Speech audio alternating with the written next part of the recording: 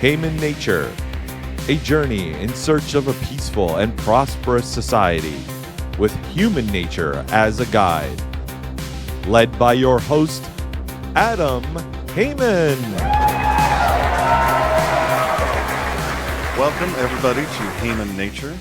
Since this is our inaugural show, I thought I'd take a second to tell y'all what this show is all about. Each episode, Tyrone and I are going to examine what's going on in the world, and we're going to do so from a very particular perspective, that of human nature. We humans are amazing creatures, and we live in an amazing world.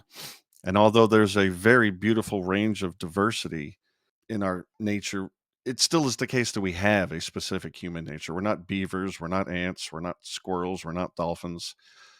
We have a specific nature, and this show we're going to investigate what that nature is and try and figure out, if we can, what environments, behaviors, laws, social norms even best suit that nature.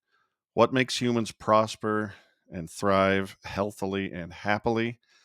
What does the opposite? And so we're going to view the news and the issues of the day through that lens and hopefully have a lot of fun doing so. So again, welcome to Human Nature. Awesome. Well, I know I'm going to have fun. Thanks, Adam, for having me join with you on Human Nature. I'm excited. I say we just jump in right away with some topics. You good with that? Amen, brother. Let's go. All right. We're going to call this section Issues. So issue number 1 that we're going to talk about today, U.S. Poll Watch. Does any candidate have a Trump card? Oh, I see what you did there. Trump card. Well, you've been looking at the polls, so you tell me, where do you think we are? He has a massive lead on the Republican primary. I mean, an incredible thing. It's like 40 points, isn't it? Yeah, it's nuts. So if we take a look at some of the websites, 538 right now for the Republican primary, it's showing Trump with just a 49% to 23% lead over Nikki Haley. Now, how Nikki Haley's in second place? Well, I'm just going to tell you straight out, some polls are believable and some polls aren't. It seems fairly obvious that the Republican wing of the regime that rules us is really pushing this Nikki Haley on us. Oh, I agree. And I mean, there's no way she has 23% support. I have been watching these Republican debates, and she is just awful. But she also clearly is the one who has all the military-industrial complex money behind her. If you love the way things have been going with the deep state in Washington low these many decades, Nikki Haley's your gal. But even still, even with all that, Trump is way ahead, massively ahead. So you asked if anybody has the Trump card. Absent some chicanery or throwing that man in prison, I say no. I think he's a shoo-in for the Republican primary, and I don't think it has that much to do with his policies, honestly. I think this is just another big middle finger by Joe Public against a regime that's viewed as criminal, as crooked. I think people still think he got that election taken from him, either by illegal or legal means. It's hard to say. Yeah, exactly. I mean, I'm just scrolling through this a little bit. Now, we're recording this in early December, which you can kind of see here. By the time this episode comes out, these polls will be a little stale, but I think the trends haven't really changed much in the last few months. I don't really see anybody taking a big gaining any significant ground against Trump. I mean, clearly not. How Christie is still in this primary again. This is, in my opinion, like you said, sort of I don't know what you want to call it, but the powers that be are keeping people like Christie and Haley in the race to serve some other agenda or purpose. That's exactly right. I mean, the last Republican debate just came out. There were 4 of them left on the stage, and you can almost see the script showing. The only reason Chris Christie is there is to be a bully against specifically Donald Trump, and then to have the back of anybody who criticizes Nikki Haley, like Vivek Ramaswamy. Right. And I would have hoped he would have taken on a little bit of that populist surge and get some traction in the polls. It doesn't seem to be happening.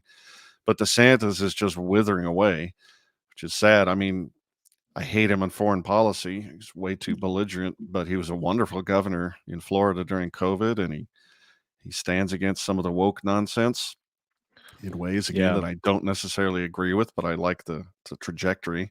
But he's just wilting on the national stage. And so it Yeah, I looks to mean, me like the regime is trying to prop up this Nikki Haley, and everybody else is just there to fulfill a role, and they want to axe Vivek as soon as they can.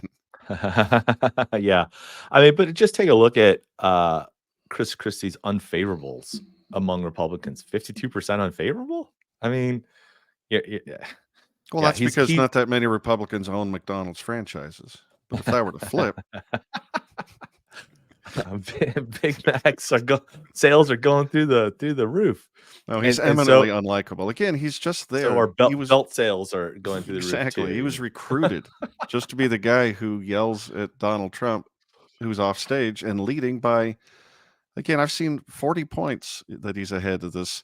It's him up there with 40 some percent, and then this tiny clumping of 4 remaining contestants down at around 10 or 15. It's Yeah, crazy. the interesting one for me really is Vivek. Um, what's your general thoughts on him? Because I'm taking a look at this favorable, unfavorable. It's kind of about even for him. I've heard some other podcasters say things like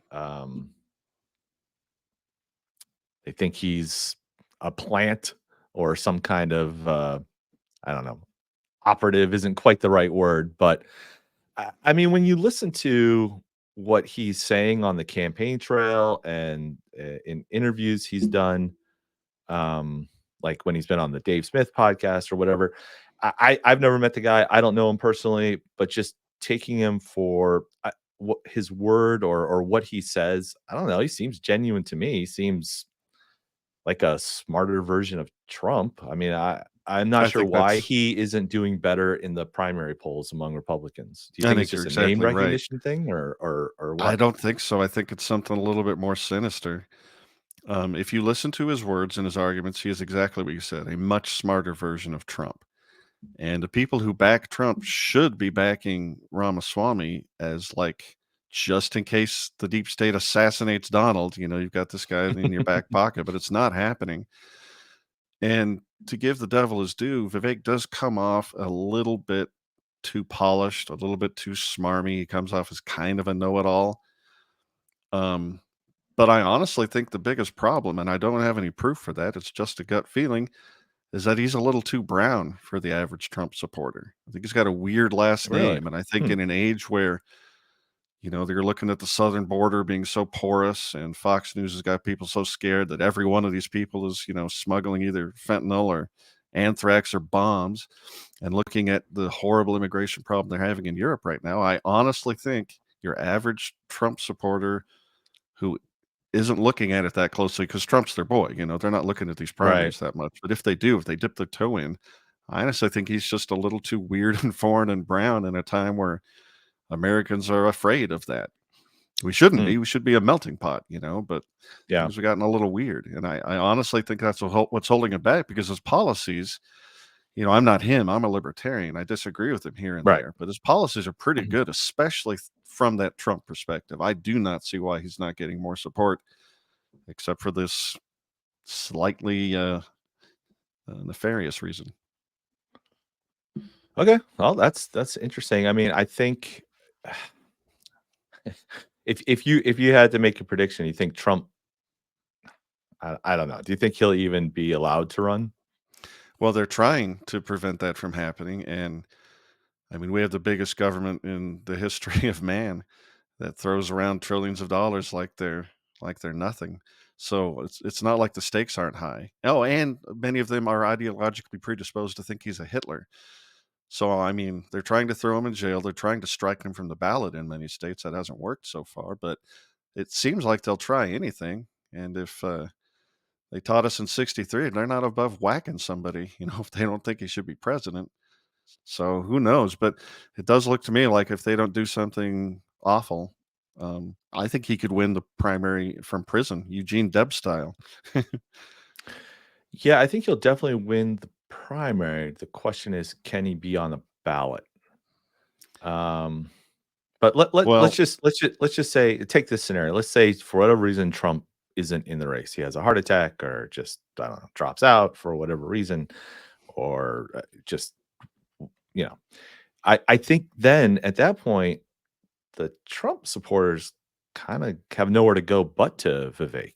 I mean, I think it would be a natural transition, don't you? Or do you think they just sit out and say, "Forget it, I give up. I'm not even going to vote. We're going to do I'd like something to else." hope that if that happened, they'd all of a sudden start really paying attention and adopt Vivek as their guy. But what they would actually do, I don't know. I mean, DeSantis has some arguments going for him. Nikki Haley has the winds of the regime behind her, and many conservatives, or I shouldn't say conservatives, many Republican voters are sort of habitually trained to just do what the regime tells them to do. And if they say vote for Nikki Haley, maybe they will. I don't know. Yeah, maybe. I mean, well, maybe it's my own bias wanting to believe that the average Republican person, even the average American, has sort of gotten tired of the military industrial complex state of things. And I think Nikki Haley just represents that. And I just don't see how anybody would get behind her really in a Well, many general have, election. many have, Tyrone, but it's a big iceberg, the belief in the deep state. And although millions of voters are calving off that iceberg and quitting, not believing in a national security state, not just reflexively believing whatever the Pentagon says, not even believing necessarily what your local prosecutor and cops say. Still, it's a big iceberg. So the fact that Trump and Tucker Carlson have gotten these reflexive nationalist Republicans to not believe in war is a pretty big deal, but that just doesn't turn on a dime. But more and more, it's happening. I mean, that's Trump's election in 2016 was a middle finger to the establishment. Obviously, it's not like he was showing everybody how smart and polished and experienced he was. He was just saying, "Look at me, man. I'm not them." So you're Let right. me I think throw, that. Yeah, yeah, go ahead. I was gonna say, let me throw up another poll site. This is one that I like a lot. Do you ever check out Election Betting Odds? It's run by John Stossel. Definitely. Yeah. Yeah. So this is kind of one of my favorites because I think this has been more accurate than most. Um, you know, because it's sort of a betting sort of approach to the election, and I think you're from Vegas. You know that the sports books are usually pretty on the right side more than they're on the wrong side of who's going to win the football game or whatever it is, because they're looking at it dispassionately. They're just looking at the odds of any team and on any given Sunday or whatever the case may be. So I like this site because to me it has that feel where it's more dispassionate, and it's more about taking the odds based on um, the Well, the yeah. the general the I mean, general willingness to put their money where their mouth is, so to speak. answering a So poll and giving your impression about the way things are is one thing, but how you bet your money, that says a whole lot more. And yeah. and this does capture, what people think will happen. They could be wrong, but I trust betting sites like this a lot more than just your average poll, especially given that, as you well know, the way to make a fudged poll or an accurate poll are very, very different. And if you have an inherent bias in trying to show a result, it's easy to make that happen. Yeah. Running an actual statistically unbiased poll is difficult and not nearly as profitable as doing the other thing. Right. So taking a look at this, I mean, obviously Trump runs away with the GOP nomination. Um, but the fact that Nikki Haley is like now in second place and DeSantis is so far behind, it just it doesn't make sense to me. So I really don't know what's going on there, other than the regime is pumping some big bucks behind her, and name recognition. Although, how is DeSantis not more? I would think he'd be almost more famous than Nikki Haley, but maybe I'm wrong about that. But Well, he made some missteps early on. He waffled on the Ukraine situation, and people are sort of used to. They've become sensitive to this kind of waffling. You don't trust a guy who's trying to straddle both sides of an issue. And then there was Bootgate, I mean, that just makes any guy look bad. What was Bootgate? Oh, He, the where yeah, Trump was like yeah, he got another accused of name. Yeah, wearing yeah, high-heeled boots or yeah. something, trying to Right, make right. himself look taller. Yeah. Yeah, for whatever reason, he's definitely just wilting in these debates. He's not. He's not Yeah, doing well. yeah. It cracks me up some of these people that get into these polls like Ivanka Trump. That's awesome. But look how low Christie is. Like, how is he even on the debate stage anymore? It's like, ah, good God. He But has to be. now, yeah. He's scripted. His role is scripted. Somebody has to do it. So the odds here on the Democrat side are a bit interesting. I mean, man, still showing a whopping majority for Biden, even at this late stage, even after coming out with those comments the other day where he said something like, the paraphrase, if Trump wasn't running, I would consider not running Hmm. again. Uh, so I mean, it's almost they're starting to write the script that he's going to be bowing out somehow in some way, in my opinion, that they're going to have him start making statements like that. I think there's no way it's not Newsom for the Democrats in 2024. Although there's an argument to be made, they can't get rid of Harris. It would go against all of their identity politics to dump her in favor of a white guy. I mean, what do you think about that? Well, there's what you say you care about, identity, this, that, and the other, and then there's what you really care about, which is power. And since the powers that be, the regime, the blob, the deep state knows how unlikable that woman is, there's no way in the world they're going to send her up in the general election. They'll find a reason to exclude her. Who knows what? Maybe they'll give Biden the ticket and then pull him at the last second for health reasons, and the DNC just does what they do and install whoever they like. Probably Newsom, but maybe it'll be Hillary Clinton. Maybe it'll be Michelle Obama. Who the hell knows? But I agree with you that they're easing him out, and if Mhm. it comes to it, Biden, I mean, and if it comes to it, they will sledgehammer him out because he can't win. Obviously, he's a walking corpse. It's really tragic what they're having him do these days. In my opinion, the two most likely scenarios for him getting out of the race are he just withdraws just for personal reasons, health reasons, whatever. Just says, it's time for me to step down. I could see him doing that. That somehow they would convince him to do that.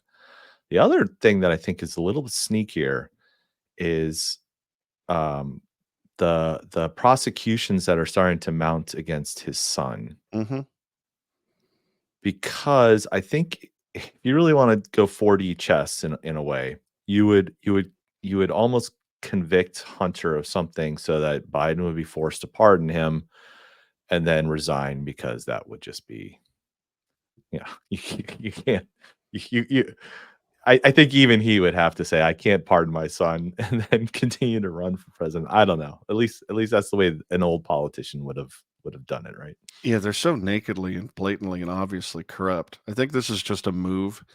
They're just dangling the potential prosecution of his son in front of him, saying, "Hey, if you don't get out of here, we're going to follow through with this." And if he steps back, I bet they find a reason to just dismiss these charges.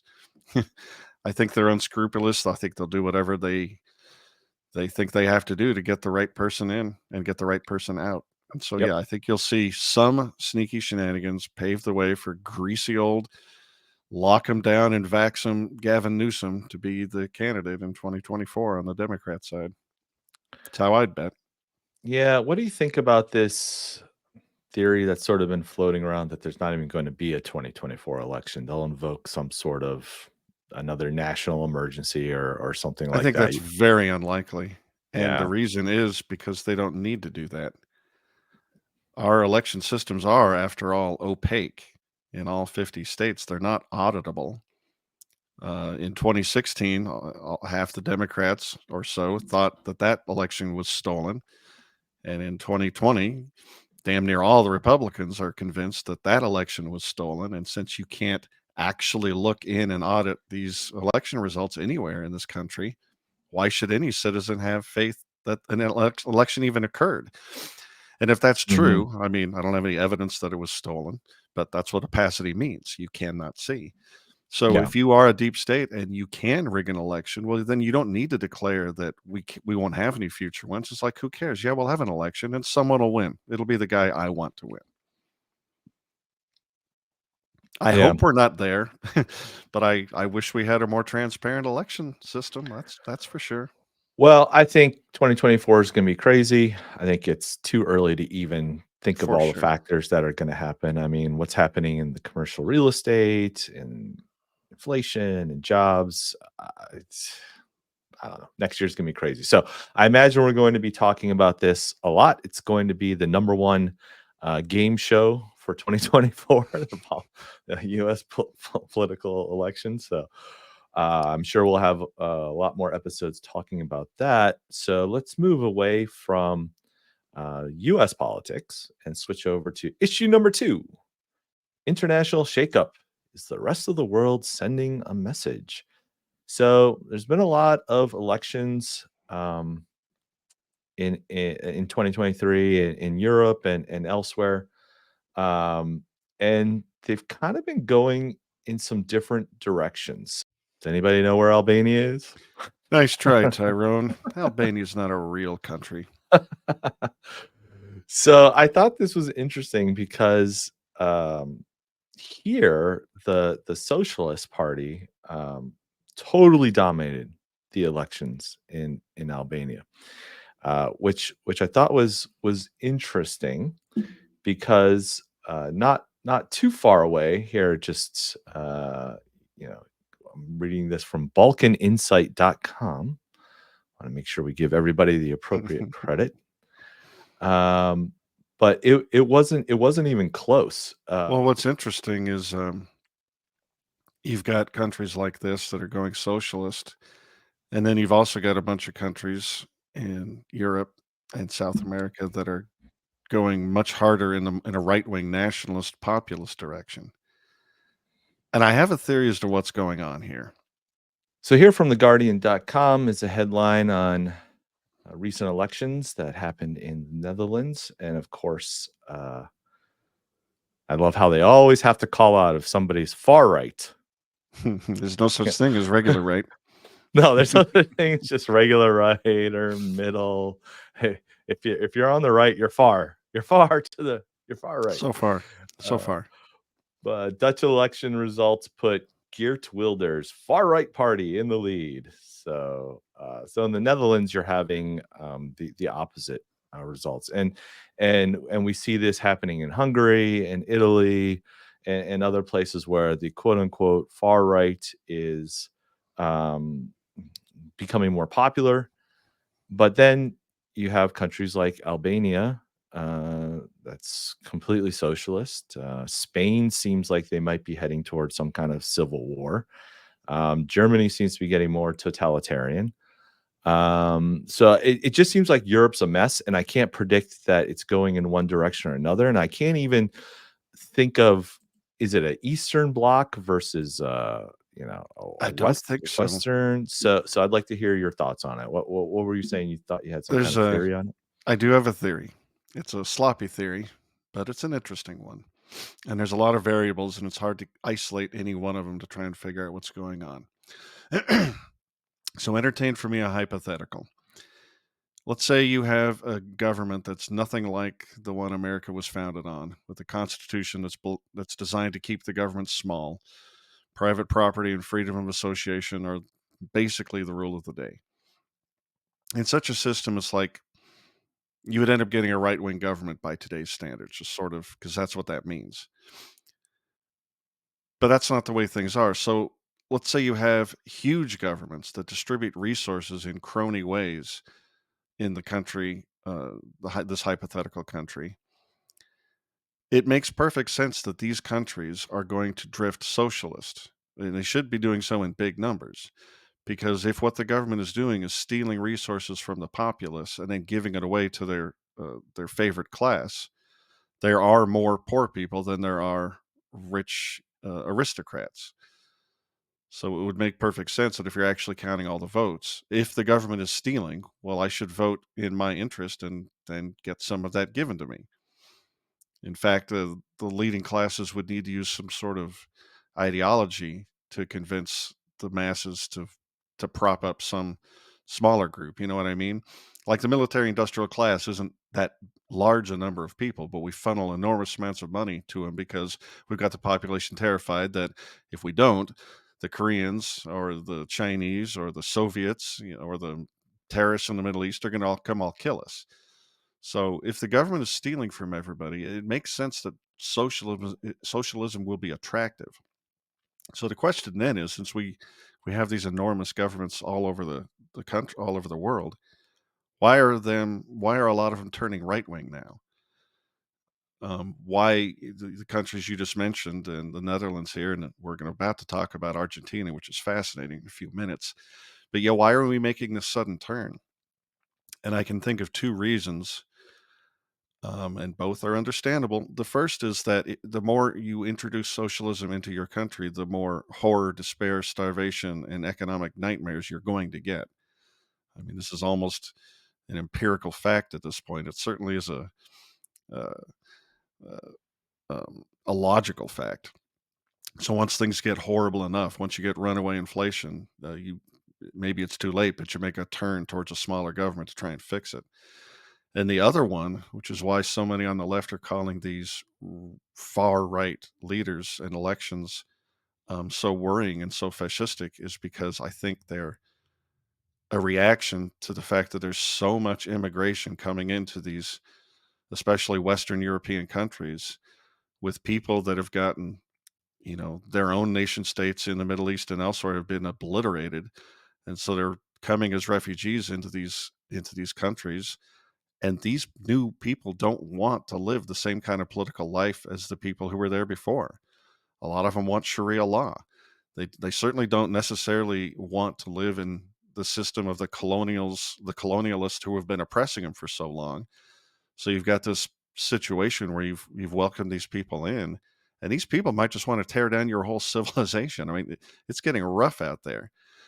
And so it is a perfectly reflexive, natural reaction to have a right-wing nationalist, somewhat racist response to that.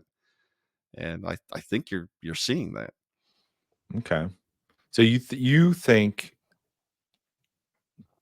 do you so you think in Europe migration is a driving issue to the right, not just Massive, massive, economics or massive. just a change in philosophy? You think people aren't intellectually changing their minds, they're just going for the other side because I they think want. so. Okay. And and this can break along a lot of different facets.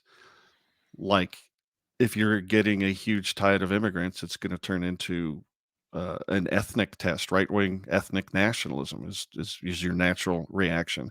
If you have a huge welfare state problem, and it's destroying your currency, you're going to get uh, a switch towards right wing austerity policies. You're going to get some sort of a pendulum push back against what it is that you think is destroying your country, your polity. And no matter which way that breaks, it's going to be called right wing, and it's definitely going to be populist. And we're seeing that pop off in all sorts of countries, including our own. I mean, what was the election of Donald Trump, if not that? You hear this term populist a lot, populism, populist. But what the hell does it mean exactly? You It's know, a term with a fuzzy definition. I don't really get it. If I mean, isn't every election a populist election in a No, way? I mean, no, I think there's such a thing as the powers that be, the thought leaders, the industrial leaders, the media, the news, the politicians, the leaders of the biggest universities. Those ideas, if they get their way, if the people vote that way, it's not populist. It's centered towards the regime, it's elitist. But if the mass of the public breaks away from these thought leaders and, torches and pitchforks in the street, that's populism. And it's a hard term to define because it's going to look really different in each time it comes up in each country, because it's a mhm, reaction against what the elites are doing. okay, Populist is against elite. And okay, that's not always good. By the way, it can be okay. really, really bad. Um, Like the Sure. Cuban Revolution was populist, and they were fighting against an equally corrupt Batista regime. Sure. So it's like choose your devil. And if you're being oppressed by one, group wearing blue, you'll vote for a new group wearing red, no matter how awful they are. Yeah, I mean, I like to think that people, how do I want to say this? I wish that people would be more intellectual about it, but I think you're right. I think they're just being reactionary. It's like you see a house that's on fire across the street. You don't necessarily stop to think, "Oh, how did the fire start?" And what can we do to prevent that in the future? You just the first guy that comes along with a fire hose, you're going with him. That's right. That's And exactly right. And I don't even blame them. I yeah, don't I mean, think it's hard people. to blame them because they don't have the intellectual knowledge or capacity, perhaps, and I don't mean to make that sound condescending. People Well, really shouldn't spend their lives, yeah, just thinking about capacity in politics. terms of time. If you're a Yeah, plumber yeah, yeah, yeah, with a wife and 4 kids, you're busy. You don't have time it takes to learn right, history over the last 300 years and learn economics and to parse the lies being told to you by all the idiot talking heads on the TV. I mean, you don't have any time for that. I don't blame you for just reacting, and responding to the loudest populist voice with orange skin and goofy hair who yeah, happens to be a reality TV star in New York. I get it. right, right.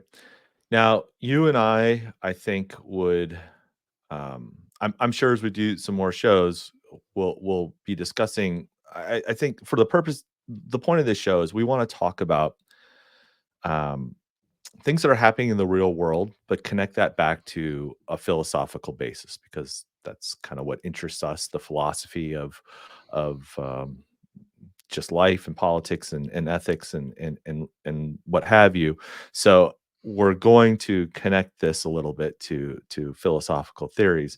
I and I'm sure there will be times that you and I have some disagreements on things like that. But I think Sure. generally speaking, you and I both consider ourselves the b I hate all these labels and terms because they can mean anything, but anarcho-libertarians, I mean, would you say we're that kinda suits us? Yeah, I'm not going to run away from the term anarcho-capitalist, Yeah. which is why I am so thrilled about the man who just got uh, who just got inducted into the presidency in Argentina, this Javier Well, Milei. that leads us to issue number 3. Yeah, baby. Javier who? Javier who? Yeah, right. Milei saves the world or just another deep state fake? All right, you tricked me one time. Albania's real, but is Argentina real? Is that a real place? I don't know, but let's jump into our final issue for the show because it's what we're really excited about as anarcho libertarians, anarcho capitalists. Actually, somebody that might be on our side, actually winning something for once. I don't know if it's true or if it's really going to make any kind of a difference. I do know this. I'm studying up on my Spanish because Argentina might be my new home in the near future. But Públicas, afuera! Some people are wondering how this guy just became the president of Argentina. American media are saying a right-wing Argentinian Trump just took power. But Trump believes in big government. Milei wants to disband Argentina's central bank and take a chainsaw to the state. How'd this wild-haired libertarian who believes in Austrian economics become president? Well, the 40% poverty rate for one, and the rampant inflation for another. You thought your groceries got expensive? Imagine living under triple-digit inflation. And now imagine your choices were the chainsaw guy who rants about leftists, or the economic minister from the ruling party that got you into this situation to begin with. What would you do? Javier Milei is what happens when the government devalues your money, torpedoes your economy, and corrupts your institutions. We don't know if Milei will succeed in fixing Argentina's economy, but there's a lesson here for American politicians. At some point, reckless spending and trampling on citizens' liberties can make the wild-haired libertarian look like the less crazy option. all right. So for people who don't know, Javier Milei, self-professed Rothbardian anarcho-capitalist type that has a dog named Murray, just won the presidency in Argentina. So That's Murray Rothbard, obviously, boys and girls. Murray that's right. Rothbard. That's right. So obviously, you and I are very excited about that. However, I think it's that video that we just saw was from Reason magazine, Reason TV, obviously a libertarian leaning organization. Um, so Adam, I've heard some different things. Tom Woods just did a recent podcast on Javier Milei with some guests that had some interesting points. There are some concerns I've heard about him, perhaps being connected to, uh, lack of a better term, deep state type folks. He's definitely a huge supporter of Israel. In fact, it from what I've read and what I've heard, he's converting to Judaism, which seems Interesting. a bit Isn't he a odd. Catholic? That would be weird. He was raised Roman Catholic. He was just in New York recently and met with a group of rabbis or some sort of coalition there. So I'm not really sure if what that means, if it means anything, if he's just playing some sort of political behind the Tyrone, scenes. I have so many thoughts. But I don't think someone, because when you hear him speak, he can quote Milton Friedman, he can quote Rothbard, he knows economics backwards and forwards. He's an economics professor. Uh, you can't fake that level of intellectual, we'll call it libertarianism or whatever you want to call it. So I think he's for real. Well, what's I think all interesting, this other stuff is just sort of, what's I don't know, interesting, he distractions. just got inaugurated today or sworn in or whatever the phrase is. And I stipulate that he might turn into a horrible fraud and just be absolutely terrible. But what's interesting is he is just what I was speaking about earlier. I don't think there's a huge immigration problem in Argentina. This is a right-wing reaction to the economic nightmare that occurs when you embrace socialism. Yep. As in that reason piece, enormous unemployment, inflation year on year, like 140%, 150%. I mean, that's just chaos. Yeah. So what's interesting here, like you, I worry about what he's actually going to do. And even if his intentions were purely pure, I don't know what he can do. He's just one guy. I mean, there's a political structure there. You know, he's trying to get rid of the central bank, but that's a long, involved process, even if he can. And I worry about his foreign policy, but he's just Argentina. Who the hell cares what their foreign policy is? Right. It's not like they have a big military that they're going to go and he's fight anybody. so he's supporting Israel and Ukraine. I'm like, okay, whatever. Yeah. I do know that his plan to solve the inflation crisis is to peg, to get rid of the Argentinian peso and peg it to the US dollar, which has its own problems, but at least it's not 150% inflation. Yep. And if you're going to do that, it doesn't surprise me that you have to sort of come to New York and suck up with the Clintons and all these other, I don't care. That's exactly fine. what I was thinking. Yep. But here's the huge red pill. Here's the thing that's got me so excited. This man won in a landslide in Argentina. It's only 56, 57%, but that's a landslide in democratic politics, especially considering all the filthy thumbs that are usually on the scale for the regime side of this, which he is not. And he won campaigning, quoting Milton Friedman and Friedrich Hayek, touting about his dog named after anarcho-capitalist Murray Rothbard. He has people, and again, this election was huge. It got worldwide attention. It had people putting into their Google bar, what is a libertarian? And even better, they had people worldwide Googling, what is an anarcho-capitalist? How do you spell that? And then he won in huge fashion. And just the fact that that can occur fills me with such hope. This is much smaller, obviously, but in this country, in Kansas's biggest city of Wichita, a lady named Lily Wu just won the mayor race. And it's a nonpartisan race, but whenever anybody would ask her what her politics are, she'd say, I'm a libertarian. She's a registered libertarian. And you can win political office in at least two places, one of them very large, openly professing libertarian political philosophies as the best political structure for a prosperous human race. And I am just so happy about that. Even if he turns out to be a total shill, or even if he gets assassinated tomorrow. Or even if he isn't able to get anything done because he's just the president. His party didn't win a lot of seats in their version of Congress. So he's going to be limited. I don't exactly know what the Argentinian Isn't it the constitution, case that the his power party says. is only like 4 years old or something? Isn't this Good party question. brand new? Uh, well, it's definitely a younger movement. I know there's a lot of young people that were behind him, and I think they're the ones that put him over the top. So it's definitely, but something like this doesn't also just come out of nowhere. So Right. if it is just a reaction to all of their inflation and economic troubles, at least in this one case, the person they're reacting to is a good guy. I hope. At least he has I the right philosophy. They're not just reacting to another bad person, like the case in Cuba that you had cited, right? For sure, or even our own case. I mean, Donald Trump has problems.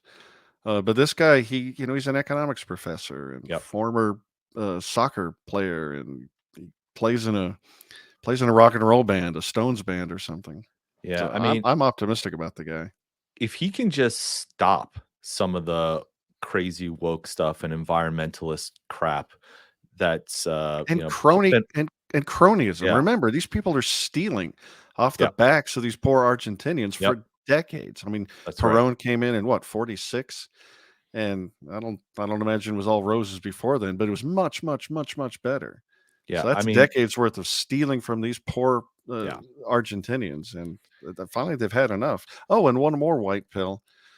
Um, I think this happens because of the decentralized nature of information these days. People can Mm, Google Murray Rothbard and read, yeah. and maybe they have an epiphany about what the nature of the state is and why we shouldn't reflexively just throw more power at it, hoping it'll solve all of our human ails. So that gets us then to the overall theme of this episode, which is obviously we've been talking about elections. So the philosophical parts that I now want to we want to talk about, move into, which we're going to do in every show, sort of tie these issues that we're talking about together into a philosophical overarching theme, is election theory. Um, I know you're friends with Bob Murphy, great guy. I'm a huge fan of his. You were recently on an episode of his show, interviewed with him. And I recall, I don't know if it was on his own show a couple of years ago or maybe an episode he did with Tom Woods on Tom Woods' show. And they were talking about, do elections matter? Does voting matter? Should you vote? Does it matter? Do you vote? Do you not vote? What should you do? And as I recall, Bob Murphy's position was voting is kind of pointless. I don't recall if he said he doesn't vote at all or it doesn't matter. As I recall, he said it really might only matter if you were perhaps in a swing state like Ohio, but where you and I live, I don't think our vote's going to change any outcomes. I know that I've been voting, ever since I was 18. And not one single person I've ever voted for has ever won. And I sometimes ask myself, what's the point in voting? Or people ask me, well, why do you vote if you're an anarchist? And to be honest, my answer is just because I think it's fun.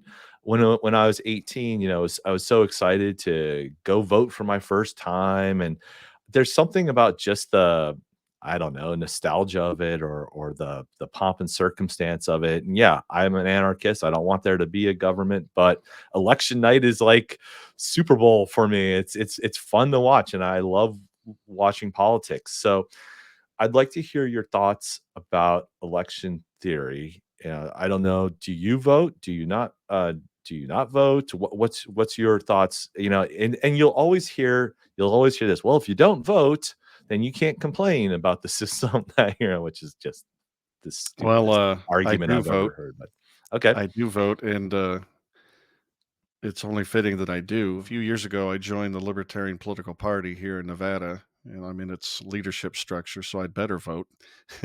And I earlier this year got on the Libertarian National Committee as the Region 1 rep. So yeah, I'm part of a political party. I should vote, and I can steelman the argument for not voting. In a purely libertarian anarchist sense, voting is evil.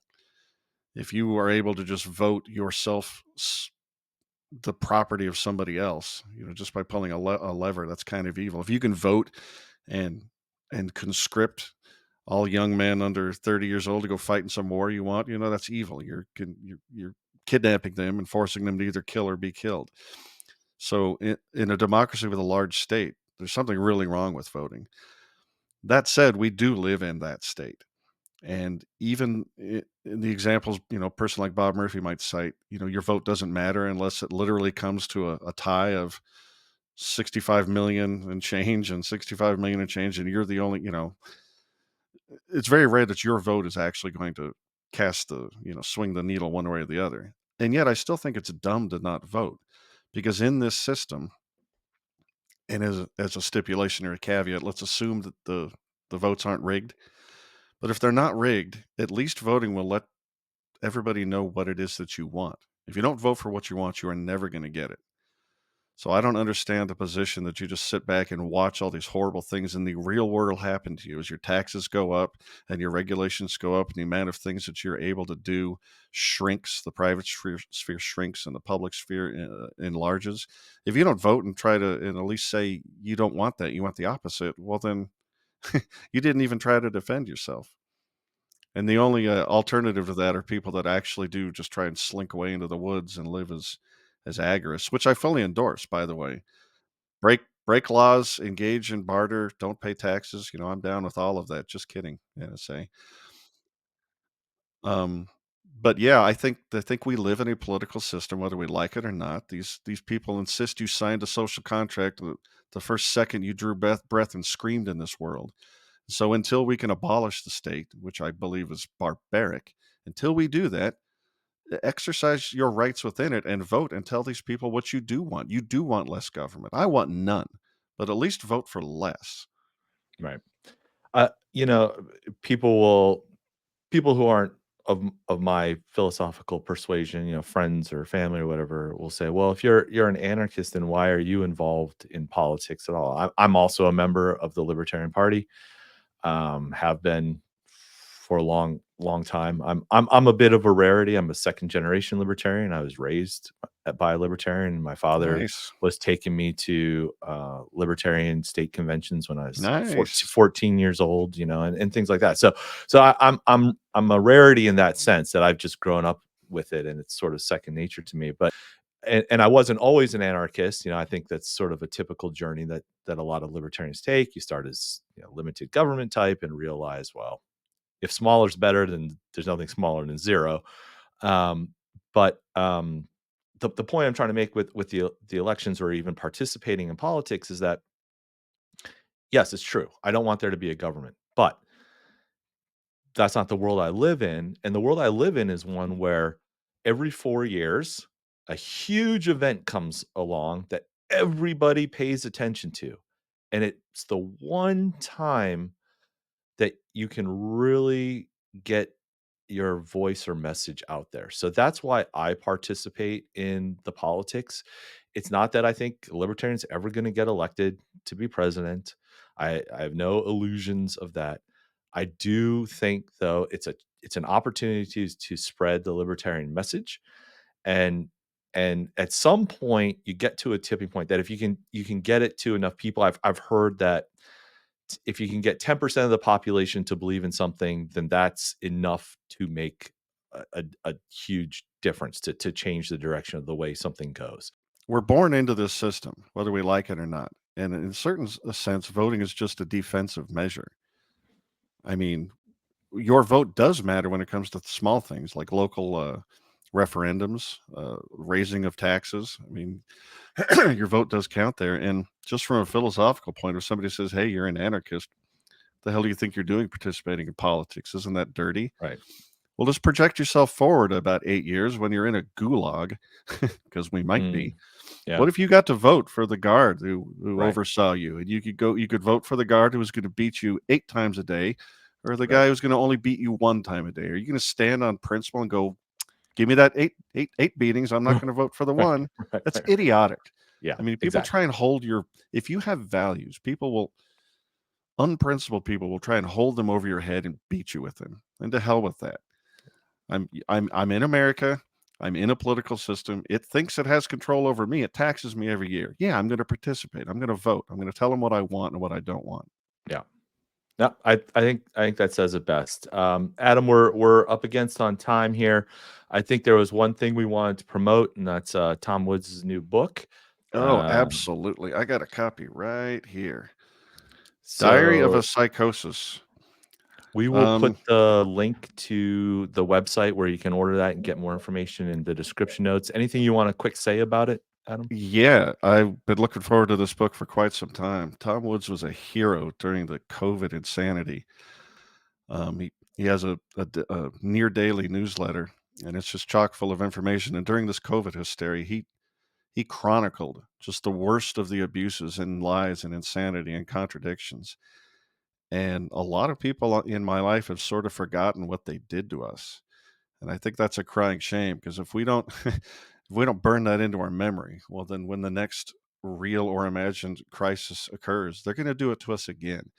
So I highly encourage people, go order this book, Diary of a Psychosis. Again, we'll put the description in the link, and get this book. It's wonderful. I highly recommend it, and